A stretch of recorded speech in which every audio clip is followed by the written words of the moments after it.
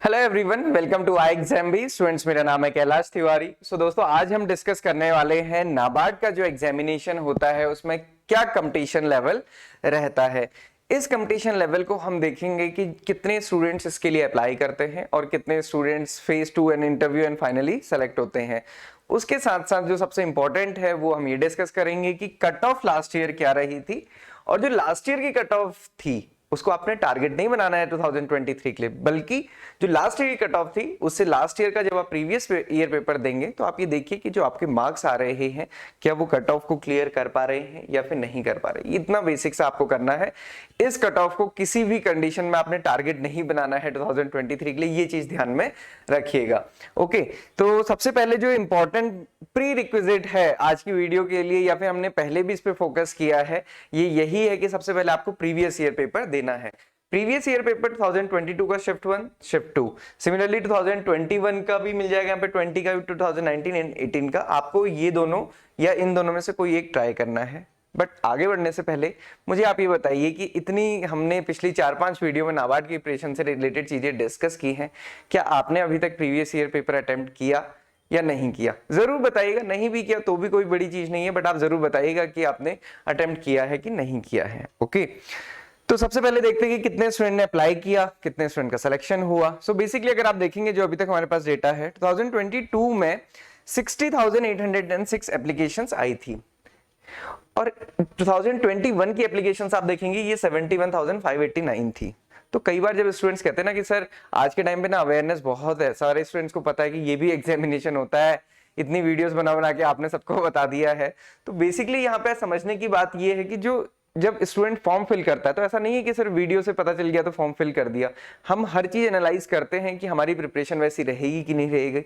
Application form fill करने का खर्चा और एग्जाम देने का खर्चा भी हम लोग ध्यान में रखते हैं, और क्यों ना हो। ओके, सो आप देखिए कि 2021 में 71,000 बच्चों ने फॉर्म फिल किया था, लास्ट ईयर 60,000 ने ही फॉर्म फिल किया। इसका जो एक बड़ा रीजन है वो यही है कि जो फेज 2 है वो डिस्क्रिप्टिव है, और डिस्क्रिप्टिव इंग्लिश डिस्क्रिप्टिव भी है, एआरडी ईएसआई भी डिस्क्रिप्टिव है। ये एक बहुत बड़ा रीजन है। इसीलिए जब आप भी आगे अपनी चीजों को टारगेट करें तो हमेशा फेज 2 को टारगेट करते हुए चलिए, क्योंकि अल्टीमेटली सिलेक्शन जो होगा वो आपका फेज 2 प्लस इंटरव्यू से होगा। तो आप देख सकते हैं कि last year number of students कम हो गए थे, इस बार भी कम होंगे, ऐसा नहीं है कि कोई बढ़ने वाले हैं। और उसके बाद जो स्टूडेंट्स अपीयर हुए वो 35,000 थे। उसके बाद जो सिलेक्शन हुआ मेंस के लिए वो 3,000 स्टूडेंट्स का हुआ।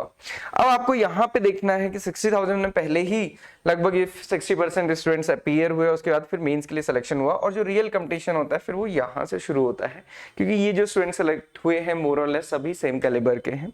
इसके बाद जो फाइनल सिलेक्शन होगा वो 168 होता है। इंटरव्यू में 500 के अराउंड स्टूडेंट्स को कॉल किया गया था, क्योंकि 1:3 का रेशियो में जनरली इंटरव्यू होता है। ओके, तो आप ये देखिए कि ये कंपटीशन लेवल था और ये फाइनली सिलेक्शन है।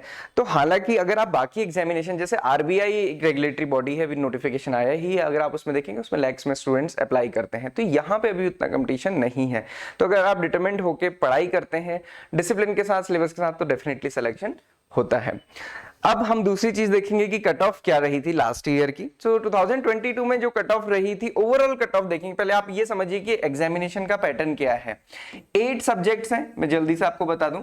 8 सब्जेक्ट हैं जिसमें कि क्वालिफाइंग है quants, reasoning, English, decision making and computer awareness. ये 5 सब्जेक्ट क्वालिफाइंग है, सिर्फ आपको कट ऑफ क्लियर करनी है। इसके बाद जो फेज 2 के लिए जिन स्टूडेंट का सिलेक्शन होगा वो कैसे डिटरमाइन होता है? मेरिट सब्जेक्ट्स के बेसिस पे, और वो मेरिट सब्जेक्ट्स हैं जीए जिसके 20 क्वेश्चंस आते हैं, एआरडी जिसके 40 क्वेश्चंस आते हैं, और उसके साथ साथ ईएसआई जिसके अगेन 40 क्वेश्चंस आते हैं। तो 100 मार्क्स के बेसिस पे, इन सब्जेक्ट के मार्क्स के बेसिस पे फाइनल सिलेक्शन होता है। तो अगर आप देखेंगे जो लास्ट ईयर कट ऑफ थी जनरल स्ट्रीम के लिए वो 41.75 थी, और जो एग्रीकल्चर स्टूडेंट लैंड डेवलपमेंट के लिए जिन्होंने फिल किया था वो 39.50 थी। तो कोई बहुत बड़ा डिफरेंस नहीं था। एग्रीकल्चर स्टूडेंट्स या जनरल स्टूडेंट्स में कोई बहुत बड़ा डिफरेंस नहीं था, क्योंकि जो मार्क्स कैलकुलेट होने हैं वो जीए, ईएसआई एंड एआरडी के होने हैं। तो जनरली अगर एग्रीकल्चर स्टूडेंट्स का एआरडी अच्छा है ना, तो ईएसआई और जीए में इशू होता है, और सिमिलरली बाकी स्टूडेंट्स का जीए, ईएसआई अच्छा है तो एआरडी में इशू होता है। तो इसलिए कंपटीशन यहाँ पे कहीं पे भी बायस नहीं होता, बहुत सही कंपटीशन यहाँ पे रहता है। अब अगर आप बाकी की कट ऑफ देखेंगे, रीजनिंग में out of 20 3.75 marks cut off थी, इंग्लिश में 12 थी आउट ऑफ 30, कंप्यूटर नॉलेज में आप देखेंगे 20 में से 5.5 एंड क्वांट्स में अगेन 20 में से 3 मार्क्स, डिसीजन मेकिंग में 10 में से 1.5 थी।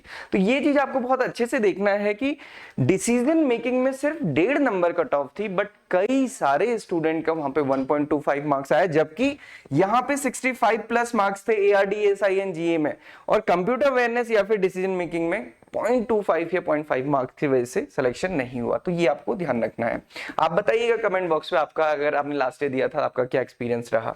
3.25 थी जीए में आउट ऑफ 20, ईएसआई में 40 से 2.25 और यहाँ पे आउट ऑफ 40 6.75।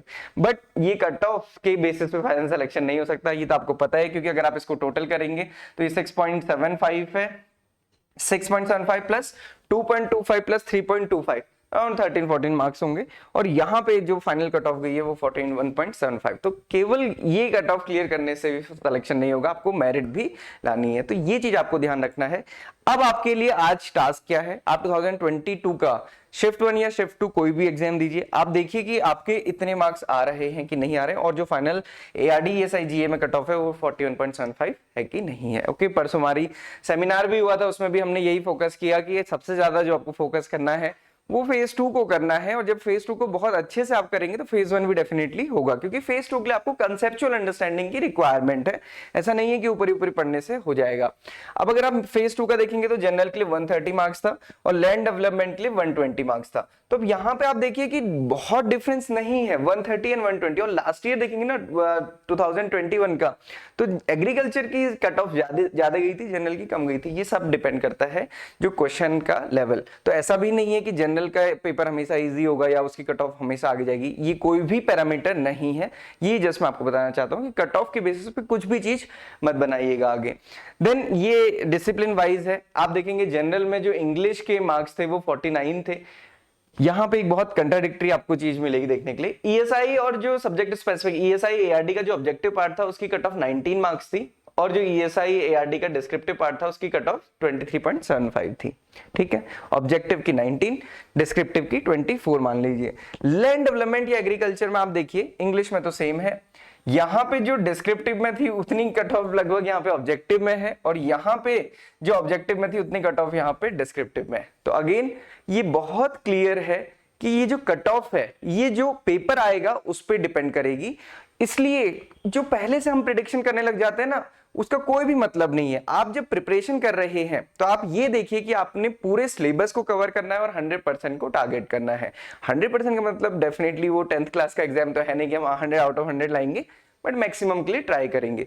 क्योंकि अगर आप इस टाइप की कुछ भी माइंडसेट एग्जाम में लेके जाएंगे तो फिर वहां पे इशू होता है कि हम उस समय मान लीजिए कर पा रहे हैं तो हमको लगेगा हमने ज्यादा कर दिया, अगर नहीं कर पा रहे तो हमें लगेगा हमने कम किया है। तो कहीं ना कहीं ये सारे माइंडसेट की वजह से चीजें खराब होती है। तो जस्ट ये आपको प्रीवियस ईयर पेपर अटेम्प्ट करने में हेल्प करेगा। ये फाइनल सिलेक्शन था, जनरल में 171.50, फेज 2 के मार्क्स प्लस इंटरव्यू के मार्क्स, लैंड डेवलपमेंट में 167। तो आप देखेंगे डिफरेंस बहुत ज्यादा नहीं है। सो ये था, लास्ट में यही क्वेश्चन आएगा, सर एग्जाम का नोटिफिकेशन कब आएगा। परसों जो मैंने वीडियो बनाई थी करंट एग्रीकल्चर और स्टैटिक एग्रीकल्चर से रिलेटेड, उसमें भी मैक्सिमम स्टूडेंट ने ये पूछा था। तो देखिए अभी एग्जैक्ट कुछ इसमें क्लैरिफिकेशन नहीं है या क्लैरिटी नहीं है, जैसे ही होगी हम आपको बताएंगे। और जितनी भी जानकारी हमें थी वो हमने नोटिफिकेशन स्पेसिफिक वीडियोस में आपको बताया ही था कि कितनी पॉसिबिलिटी है कि अप्रैल में आ सकता है और कितनी पॉसिबिलिटी है जुलाई में आ सकता है, और कितने बार, इस बार 2 बार नोटिफिकेशन आ सकता है। बाकी वो सारी चीजें नोटिफिकेशन आएगा तभी हमें सारी चीजें देखने को मिलेंगी। बट अगर आप प्रिपरेशन कर रहे हैं तो पॉजिटिव रहिए।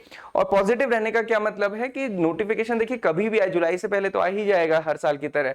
अब आपके पास नोटिफिकेशन का पहले का टाइम बोनस टाइम है, उसको अच्छे से यूटिलाइज कीजिए, क्योंकि नोटिफिकेशन आने के बाद आप सभी को पता है फिर एक टाइप का अलग डर का माहौल हो जाता है जिसमें कि पढ़ाई कम होती है और फिर हम यूट्यूब पे ज्यादा आवारागर्दी करते हैं। तो ये चीज आप देखिएगा, प्रीवियस ईयर पेपर अटेम्प्ट कीजिए, कमेंट बॉक्स में बताइएगा। इसके अलावा कोई भी डाउट क्वेरी क्वेश्चन है आप हमसे पूछ सकते हैं।